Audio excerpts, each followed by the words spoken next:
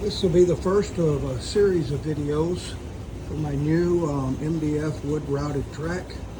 It is still hung on the ceiling in the garage.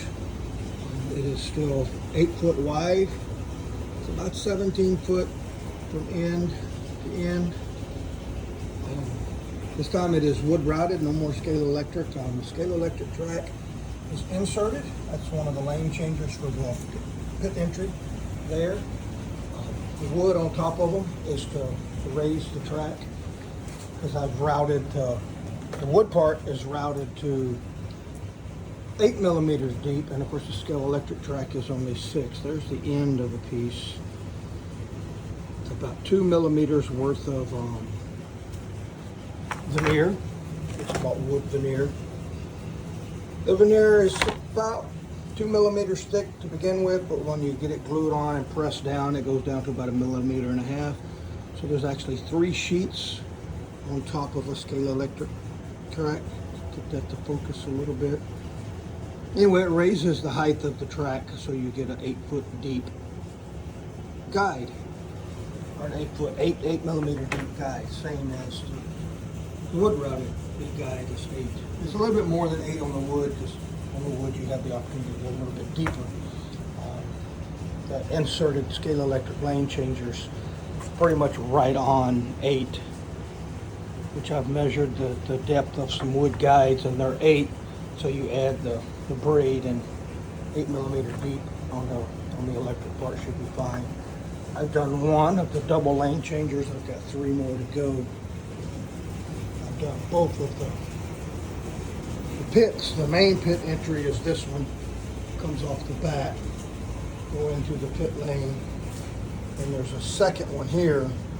So I end up with 2 pit lanes. Upper pit lane, that's that long, and then it will cross back over and come back in. And then the lower one, when you don't make the change, will come into the second pit lane. Then we'll build decorations and whatnot for the actual pit stalls. We've inserted advanced power base from Scalextric, but during the widening of the track, cutting of the circuit boards and whatnot, I've messed it up, so I have to mail it in, get it repaired. Rico Rocket is gonna get that thing repaired and back to me, I hope. So lane changers, we will have 1 here on the front straightaway. This one, what I did was just cut out the hole, put some boards down below, hold the Scalextric track, and the Scalextric track is stuck on it.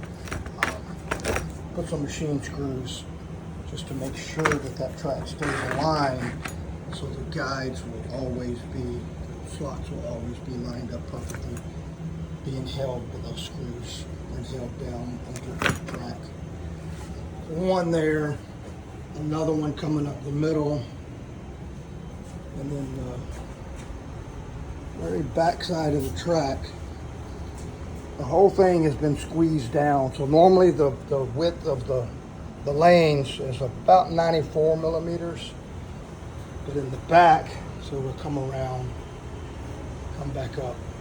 It actually gets squeezed right in here to the Scalextric width, stays that width for 2 lane changers, 1 over there, 1 over here, and then finally comes back out wide to the 94 millimeter width. So we have a total of 4 lane changers, plus the pit entry and the second pit entry.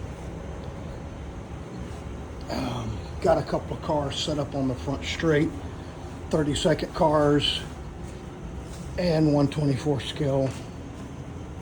Those are actually die cast. I don't have any 124 scale slot cars yet.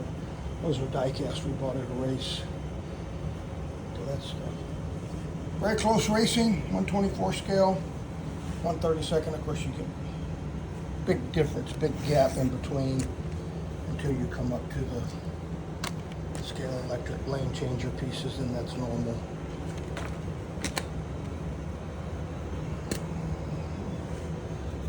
Yeah, so today I will be putting more veneer on those 3 pieces there to get all of that track to the right height. And that's what we're working on today. Okay.